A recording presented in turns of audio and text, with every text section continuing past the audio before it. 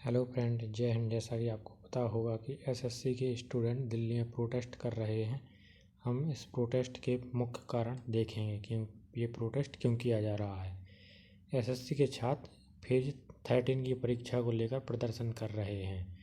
हुआ क्या, जब छात्र 24 जुलाई को परीक्षा देने सेंटर पर पहुंचे तो सेंटर में कंप्यूटर खराब होना, नेटवर्क प्रॉब्लम और कई कारणों का हवाला देकर परीक्षा रद्द कर दी गई।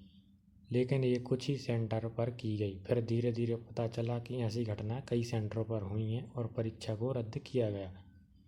जब बाद में इसका पता किया गया तो असल कारण सामने आया। क्या हुआ, पहले ये परीक्षा TCS करवाती थी, टाटा कंसल्टेंसी सर्विस, जो 450 करोड़ में करवाने को राजी हुई थी। लेकिन एक और कंपनी है इक्विटी, इसने यही टेंडर 273 करोड़ में लिया, जबकि यह कंपनी कई बार परीक्षाओं में फ्रॉड कर चुकी है। ये इक्विटी कंपनी की टेंडर आईडी है, जो इसने लगभग 273 करोड़ में टेंडर लिया था। वहीं TCS ने इसका 470 करोड़ में टेंडर किया था।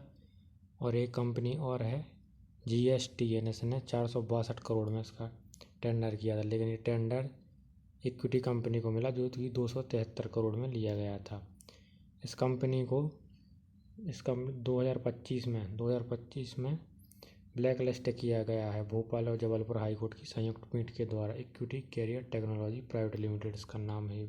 ये कई राज्यों में ब्लैक लिस्ट हो चुकी है पहले। छात्रों की मुख्य शिकायतें क्या थी? परीक्षा केंद्रों का दूर होना। आप लोगों ने देखा होगा कई बार हरियाणा के स्टूडेंटों को पता चला तमिलनाडु में सेंटर दे दिया। कुछ तकनीकी परेशानियाँ थीं, जैसे कंप्यूटर या माउस वगैरह का काम ना करना, अपर्याप्त परीक्षा केंद्र की अवसंरचना थी और सुरक्षा में चूक थी। परीक्षा हॉल के अंदर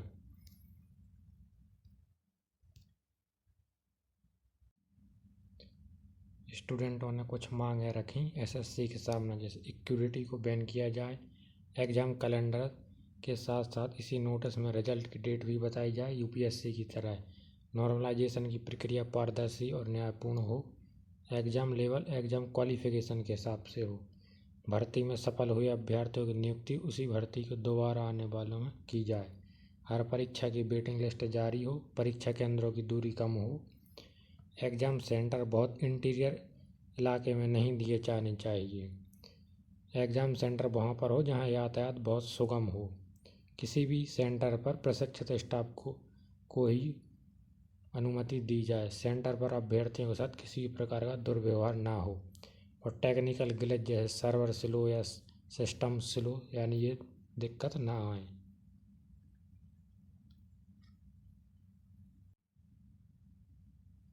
इन्हीं सभी मांगों को लेकर छात्र शिक्षक शांतिपूर्वक अपनी मांग रखने गए थे, लेकिन सरकार द्वारा उनके साथ जानवरों जैसा बर्ताव किया गया।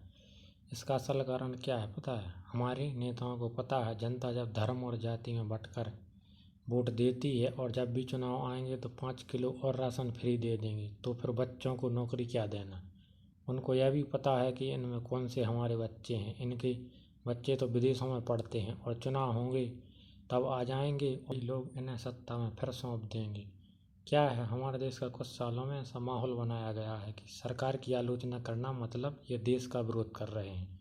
और नेताओं की हाँ में हाँ मिलाती है हमारी बिकाऊ मीडिया, जो सुबह नेताओं के तलवे चाट कर वापस आते हैं। अभी देखना यही दिखाने लगेंगे कि ये छात्र किसी पार्टी वालों ने भेजे हैं। मैं बस सभी साथियों से यही कहना चाहूँगा, नेताओं से सवाल पूछने वालों बनो। तलवे चाटोगे तो आपके बच्चे इसी तरह सड़कों पर पीटे जाएंगे। ये फोटो देख रहे हो, ये लाल किले के सामने की है। यहाँ पर कुछ विदेशी पर्यटक भी आते हैं, वो देखेंगे और सोचेंगे कि हम कहते तो बहुत हैं कि हम विश्व गुरु हैं, विश्व गुरु, लेकिन गुरु यहाँ पर सड़कों पर पुलिस द्वारा कूटे जा रहे हैं। यही देश का भविष्य है। ये फ़ोटो देखो, इसमें लड़कियों ने क्या लिखा रखा, बेटी बचाओ बेटी पढ़ाओ, फिर उसी बेटी को रोड पर बैठाओ। ये सब ये सरकार देख रही है और उनको कुछ कोई मतलब नहीं रहता। अगर को सपोर्ट करना चाहते हैं तो please like share and subscribe करें। Thank you.